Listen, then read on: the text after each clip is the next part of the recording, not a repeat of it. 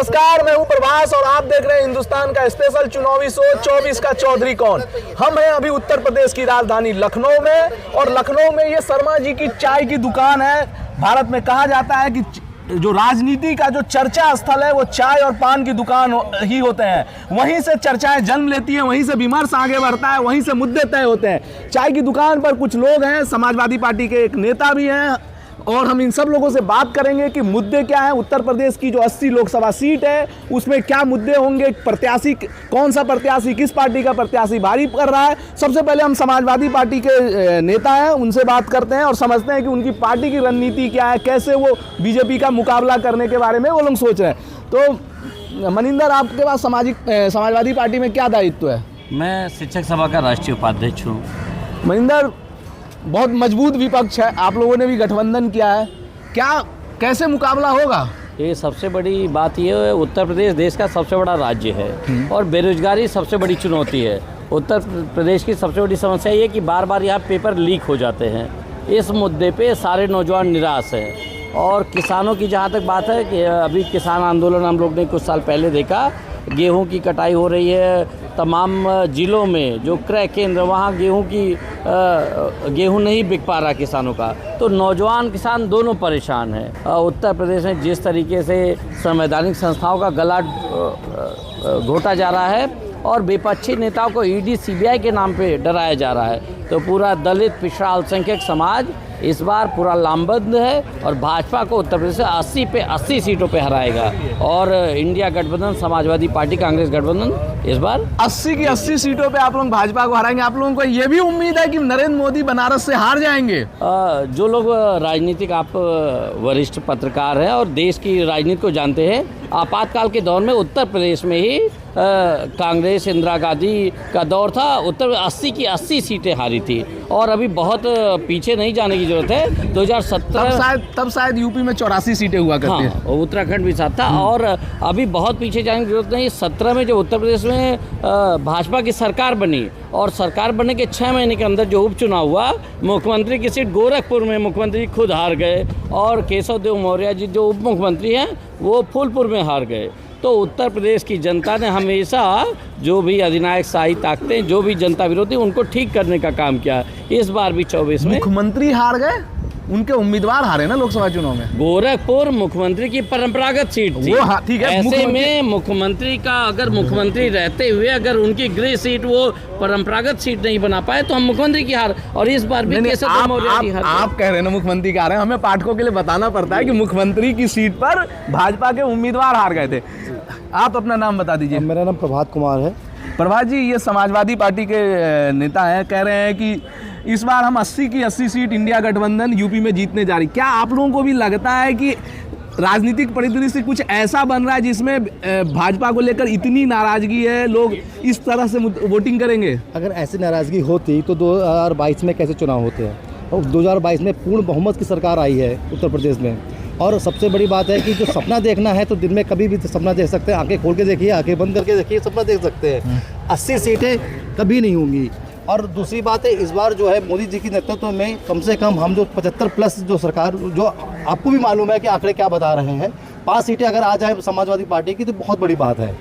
अच्छा मनिंदर, एक समस्या उठा रहे थे जो मुझे लगता है कि पूरे प्रदेश या पूरे देश भर में एक समस्या है। युवा सरकारी नौकरियों की तैयारी करते हैं, उतने अवसर नहीं मिल पा रहे हैं, वो एक समस्या है। तो आप भी अभी आप करते क्या है? मैं शासकीय अधिवक्ता हूँ उत्तर प्रदेश सरकार का। अच्छा, वकील है जी, ठीक है। तो वो एक समस्या है। क्या वो समस्या, आप लोग शासकीय अधिवक्ता है तो कहीं ना कहीं भाजपा से जुड़े हैं क्या? नहीं, भाजपा से ऐसा नहीं है, हम लोग इंडिपेंडेंट गवर्नमेंट ऑफ यूपी से जुड़े हुए हैं। तो वो समस्या आप लोग भी महसूस करते हैं, उसका क्या इम्पैक्ट देखते हैं? बेरोजगारी? नहीं, बेरोजगारी एक समस्या है। वो ऐसा नहीं है कि 2004 से लेकर 2007 में समाजवादी पार्टी थी, उस समय भी बेरोजगारी थी। 2007 से 2012 में मायावती जी की सरकार थी, उसमें भी बेरोजगारी थी।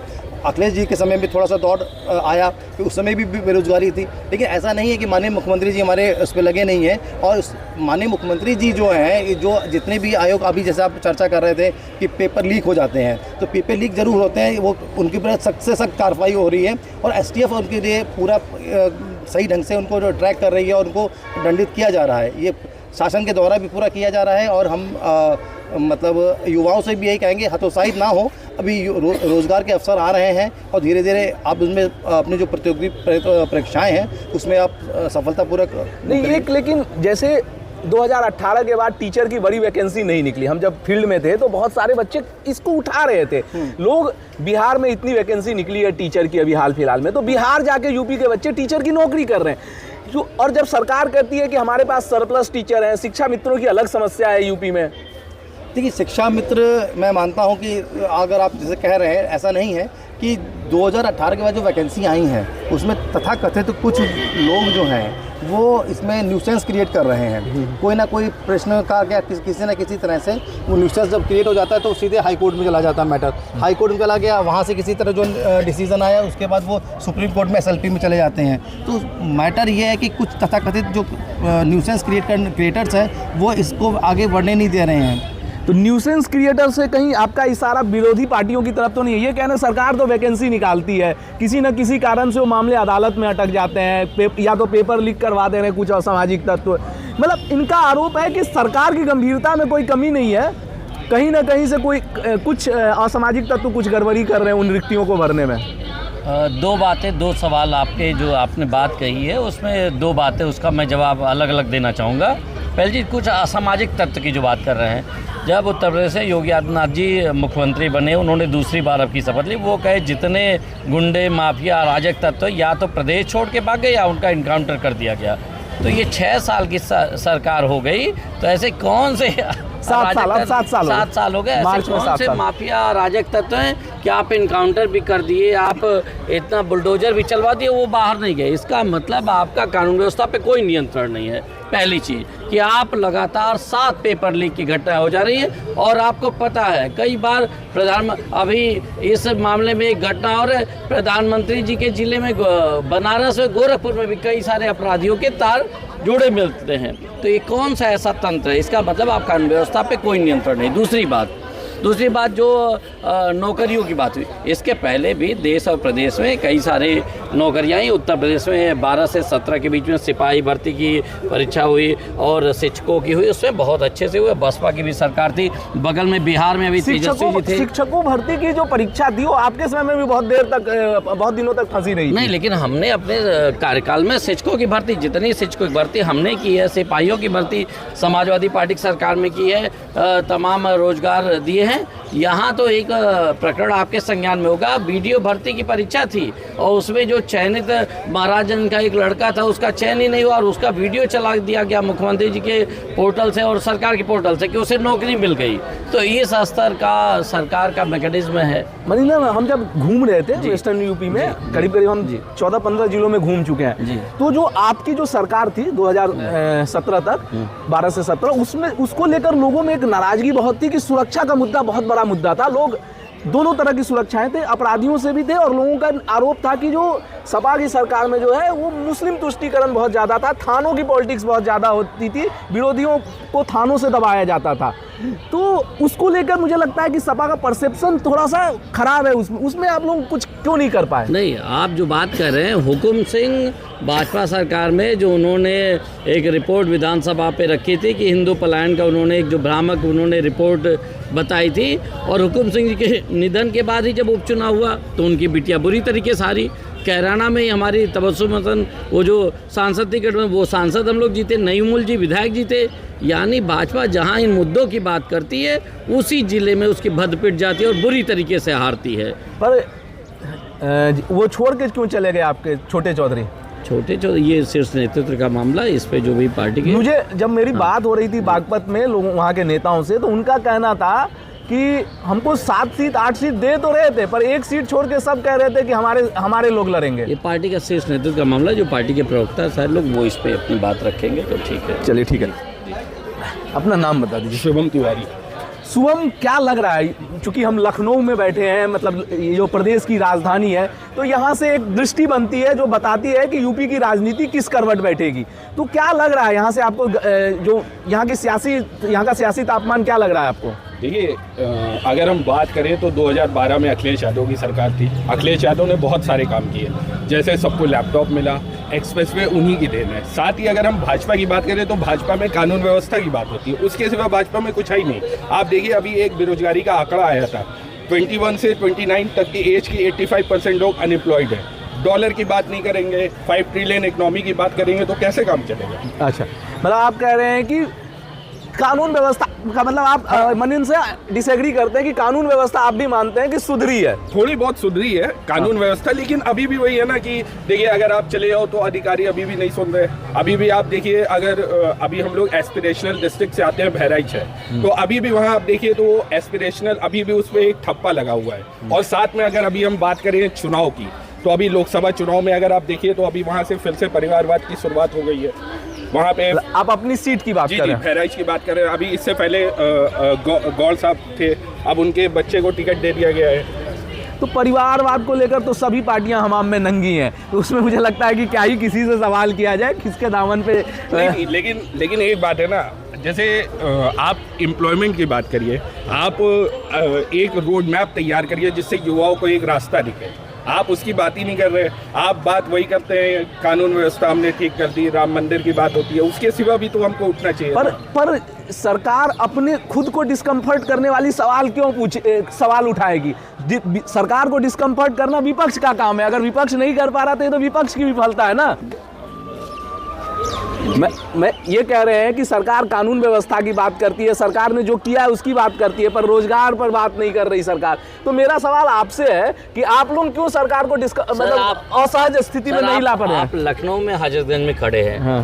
पूरे लखनऊ में जितने विकास कार्य हुए, बगल में लोक भवन है, मैं समझ रहा हूँ कि आपने बहुत विकास किया। आप लोगों ने एक्सप्रेसवे पे फाइबर एक ईंट नहीं रखी लखनऊ में। एक्सप्रेसवे काफी बने हैं, ठीक है। हम लोग जब बात करते हैं तो तथ्य की रोशनी में बात करें।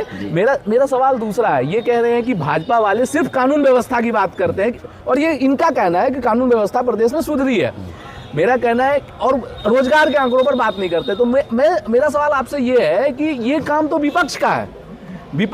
विपक्ष का सरकार ही केवल प्रतिनिधि नहीं होती है जनता की, विपक्ष भी प्रतिनिधि होता है, और उसका काम है जनता के सवाल पूछना। अगर रोजगार पर आप लोग क्यों नहीं घेर पा रहे हैं सरकार को? कोई बड़ा आंदोलन आप लोगों ने नहीं किया। कानून पे जो आप बात कर रहे हैं, मुख्यमंत्री जी के जिले में गोरखपुर में एक दरोगा 55 लाख रुपए एक व्यापारी से ले लिया। फिर जो सरकार कर रही वही आप भी कह रहे हैं। मैं कह रहा हूँ कि आप लोग रोजगार पे सरकार को क्यों नहीं घेर पा रहे? रोजगार पे 69,000, चाहे शिक्षकों का मुद्दा हो, चाहे नौजवान बेरोजगार के, समाजवादी पार्टी सभी मंचों पे जो भी उनके आंदोलन चलते हैं, हम लोग उनके साथ रहते हैं। जो कानूनी लड़ाई है, कानूनी लड़ाई हम लड़ते हैं। विपक्ष की जितने विपक्ष के आप सारे भाषण उठा लीजिए, सारे कार्यकाल उठा लीजिए, समाजवादी पार्टी नेता प्रतिनिधि अखिलेश यादव जी या कोई भी विधायक हो, सारे लोग इस मुद्दे पे सदन में भी गिरते हैं और सड़क पे भी हम लोग आंदोलन करते हैं। अच्छा, इस बार आप लोगों ने जो घोषणा पत्र जारी किया, कुछ सोच समझ के जारी किया क्या? लोगों का कहना है कि इस बार आपके घोषणा पत्र में मुस्लिमों का जिक्र नहीं है, जाके 32वें पन्ने पे या 8वें पन्ने पर जिक्र है उसका। पहली बात ये कि समाजवादी पार्टी का जो घोषणा, वो जनता का घोषणा पत्र है। हमने व्हाट्सएप नंबर जारी किया था, पार्टी पे वेबसाइट जारी किया था, जो जनता की बातें थी उस पर हमने रखा। और मुस्लिम समाज की जो बात है, मुस्लिम समाज या पिछड़ा से या दलित समाज, जहाँ जिसके साथ अन्याय होता है, समाजवादी पार्टी सभी उसमें कहीं भेदभाव नहीं करती कि जाति या धर्म के आधार, जिस तरीके भाजपा धर्म के आधार पर भेदभाव करती है। तो ऐसे में हमारे लिए भारत के नागरिक, जो भी मतदाता, जो भी व्यक्ति है, सभी लोग बराबर है। ये बार बार ठप्पा लगाया जाता है, ये इसकी राजनीति करते हैं। जब विकास कार्य हुए 12-17, तो ये नहीं देखा गया कि ये किस जात के हैं, किस धर्म के। नहीं, लेकिन सरकारी योजनाओं में देखा भी क्यों जाना चाहिए? हम जब घूम रहे थे तो जहाँ आपके बहुत बड़े नेता आते हैं, रामपुर में मुस्लिमों ने कहा कि हमें हिंदुओं से ज्यादा पीएम आवास योजनाओं में घर मिला। वो तो आबादी के अनुपात में सबको हिस्सा मिलता है। चलिए, हमारे साथ कुछ अन्य लोग भी हैं, उनसे भी बात करते हैं। अपना नाम बता दीजिए। मेरा नाम ऋषि है। और ऋषि, करते क्या हैं आप? मैं अभी एक इंस्टीट्यूट है उसके साथ मैं जुड़ा हूँ। तो ऋषि, आप चूंकि एक जो डेवलपमेंट सेक्टर से जुड़े हुए हैं, कैसे देख रहे हो अभी जो उत्तर प्रदेश में जो पॉलिटिक्स चल रही है, जो वो किस दिशा में जा रही है आपके हिसाब से? देखिए, कोई भी राजनीति जब भी चल रही होती है किसी टाइम में, तो उसमें बेसिकली भावनात्मक मुद्दे होते हैं और असलियत में मुद्दे होते हैं। अब जनता को चुनना होता है कि किसी भी पार्टी को वोट देते समय कितने भावनात्मक मुद्दे हैं, उनको हटा के रियल मुद्दों पे जाके वोटिंग करें। तो मेरे ख्याल से ये हर पार्टी के 2-3 होते हैं, कुछ कोर मुद्दे लेके आती है, कुछ भावनात्मक लाती है, जिससे कि वोटिंग को अपने फेवर में कर सके। चलिए, मैं आपके लिए थोड़ा सवाल और सरल कर देता हूँ। आप बहुत दार्शनिक संदर्भों में बात कर रहे हैं कि नदियों की सफाई, पर्यावरण, ये सब किसी भी पॉलिटिकल पार्टियों के घोषणा पत्र में उस तरह से प्रमुखता नहीं में आप आते हैं, तो क्या आप लोग, चूंकि आप उस सेक्टर्स के लिए काम करते हैं, तो क्यों आप लोग उस तरह का दबाव नहीं बनाते हैं कि जो पॉलिटिकल पार्टियां हैं, नदियों की सफाई की बात बहुत होती है, अभी इस सरकार ने भी की, प्रधानमंत्री को मां गंगा ने बुलाया था, पर गंगा की क्या स्थिति है, सरकारी आंकड़ों में हो सकता है कि स्थिति थोड़ी बेहतर हुई हो, पर दूसरी पार्टियों के भी एजेंडे में नहीं है, उसको धर्म के एंगल से ना भी जोड़ा जाए तो एक जो सतत विकास की जो प्रक्रिया है उसके एंगल, तो आप लोग क्यों उस सेक्टर से होने के बाद आप लोग क्यों पॉलिटिकल पार्टियों को कन्विंस नहीं कर पाते हैं या प्रेशर ग्रुप के तौर पे काम नहीं कर पाते हैं कि वो पर्यावरण पे काम करें, नदियों की सफाई पे काम करें? जी, मैं यह कहना चाहूँगा कि सरकारों का रुझान बदला है। अगर इन्वायरमेंट और इस तरह के इशू को देखें तो घोषणा पत्रों में भी कुछ पार्टियों ने शामिल किया है, क्योंकि मैं किसी पार्टी का नाम नहीं लूंगा, कुछ पार्टियों ने शामिल किया है, कुछ अगर किसी पार्टी ने लिया है तो पार्टी को घोषणा पत्र कर सकते हैं। दूसरी बात ये भी है कि जो मुद्दे हैं, जो सरकार बहुत से, जैसे अगर इसी सरकार की बात करें, क्योंकि करंट गवर्नमेंट कैसे कदम उठा रही है, तो मिशन लाइफ जो आया है वो अपने आप में बहुत बड़ा कदम है, जिसमें सरकार तमाम लोगों को मोबिलाइज कर रही है कि हाँ करें, क्योंकि इन्वायरमेंट का मामला बहुत सीधा मामला नहीं है कि यहाँ पे कोई स्विच करें और चीज़ें चेंज हो जाए, लोगों को बदलना होगा, मतलब पब्लिक पार्टिसिपेशन ये है, सरकार के लेवल पर भी प्रयास हैं। तो मुझे लगता है कि सेंसिटिविटी बढ़ी है, पॉलिटिकल पार्टी ने कदम इसमें अपने मैनिफेस्टो में की तरफ हर बातचीत में लाए हैं, तो मैं ये नहीं कहूँगा कि बहुत निराशाजनक तस्वीर है। हाँ, ये चूँकि चीज़ें बहुत बड़ी हैं और बहुत ज़्यादा काम करना है, तो उसमें टाइम लगेगा रिजल्ट दिखने में, इम्पैक्ट दिखने में। चलिए, ये ऋषि थे, हाँ, इसमें जो आपने बात कही तो उसमें दो बात जोड़ना चाहूँगा कि समाजवादी सरकार में लखनऊ में साइकिल ट्रैक की व्यवस्था की गई थी और लोक भवन मुख्यमंत्री कार्यालय को पेपरलेस किया गया था। गोमती कॉरिडोर, जो नदियों की सफाई की बात है, गोमती रिवर फ्रंट बनाया गया। और गोमती रिवर फ्रंट पे ही आप लोग फंस गए थे। नहीं, गोमती रिवर फ्रंट हम कह रहे 7 साल हो गया, 7 साल में जांच क्यों नहीं हो पा रही, क्यों अभी तक? गोमती रिवर फ्रंट एक ऐसा प्रयास था कि गोमती को पुनर्जन्म का प्रयास किया गया था। वरुड़ा जो बनारस में है उसमें समाजवादी सरकार में काम किया गया था, लेकिन ये दुर्भाग्य, सोन और काली नदी पुनर्जीवित किया गया था, बुंदेलखंड में तालाब खुदवाए गए थे।